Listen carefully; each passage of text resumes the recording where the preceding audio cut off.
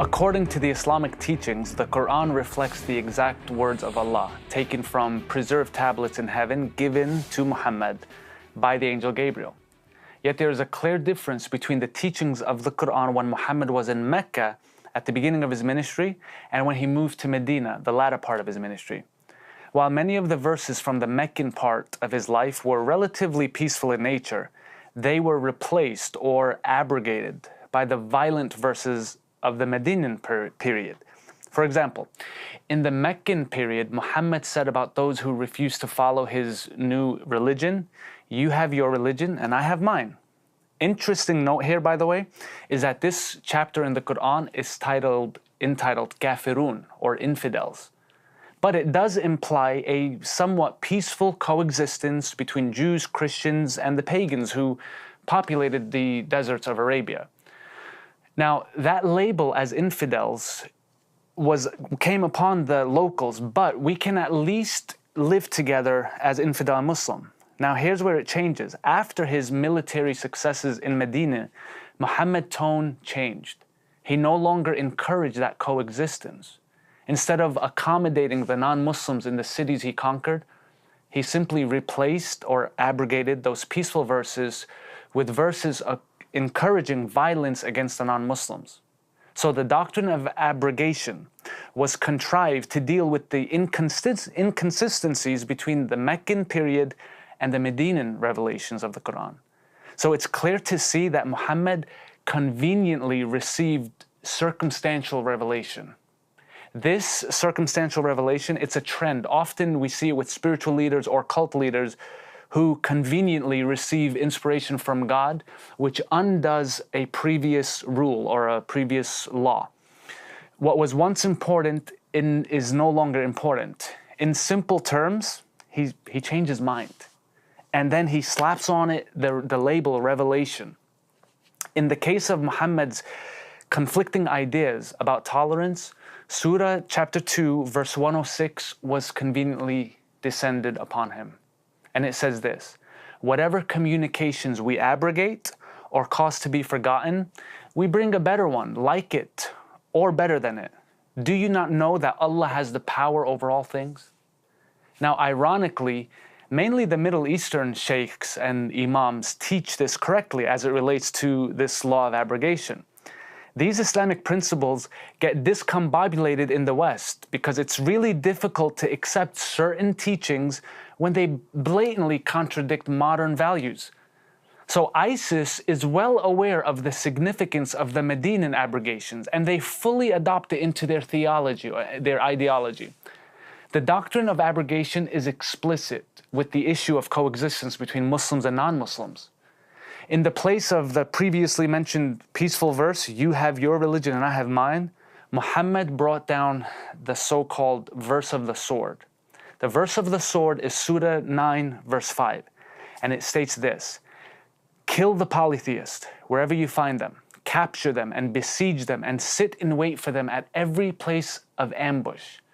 But," now there's a big condition here, "but if they should repent, establish prayer, give zakat," which is kind of like a tithe, "then you can let them go on their way."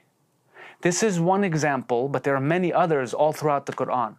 In Surah 8, verse 12, the Quran says, "I will cast terror into the hearts of those who disbelieve. Therefore, strike off their heads and strike off every fingertip of them." Some translations say their whole limbs.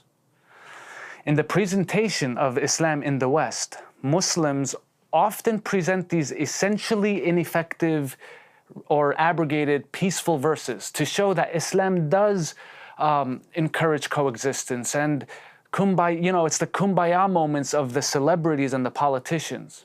While the media focuses on this form of peaceful jihad or the peaceful version of Islam, or that form of jihad that's self-disciplining one's inner being, the Quran does not make such a distinction. The focus always is on military conquest, and the goal is uniting the world governments into a one-world Islamic caliphate, also known as, in our modern day, the Islamic State.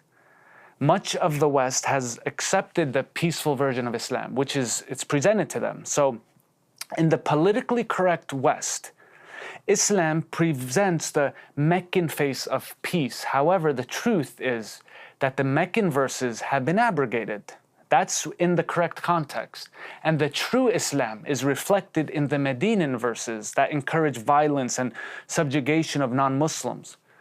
It's clear that after the migration of Muhammad to Medina, the ideas of jihad were no longer peaceful but took a turn for the violent, took a turn to violence. This culminated with what is known as the Battle of Badr. It's the first ever raid in which Muhammad and his army of 300 men took on 1,000 non-Muslims and won.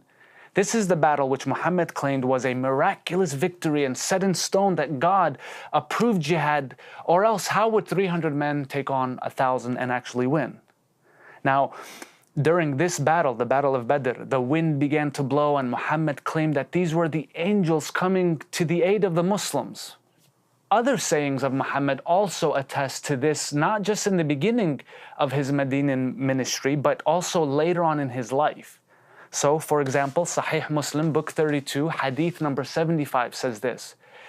Muhammad says this, "I will expel the Jews and the Christians from the Arabian Peninsula, and I will not leave any but the Muslims." Now, in saying this, I have to point out once again that the vast majority of Muslims are peaceful. They have no desire for a violent overthrow of the government or the system, social system in the West. But the problem is not Muslims.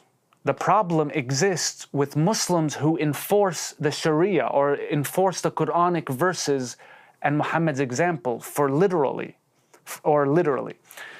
For this reason, moderate Muslims in the West and in the Middle East must take a stand, not just for freedom and democracy and freedom of religion, but against ISIS specifically, against any form of religious aggression.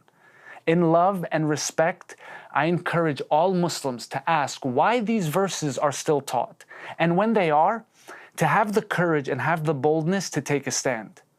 It's the only way things will change. So stay tuned for the next video, particularly for women and the Islamic State. You're going to learn a lot, and join the discussion, use the hashtag, and share these videos all over, and let's continue our journey in finding out whether ISIS is Islamic or if they're hijackers of Islam.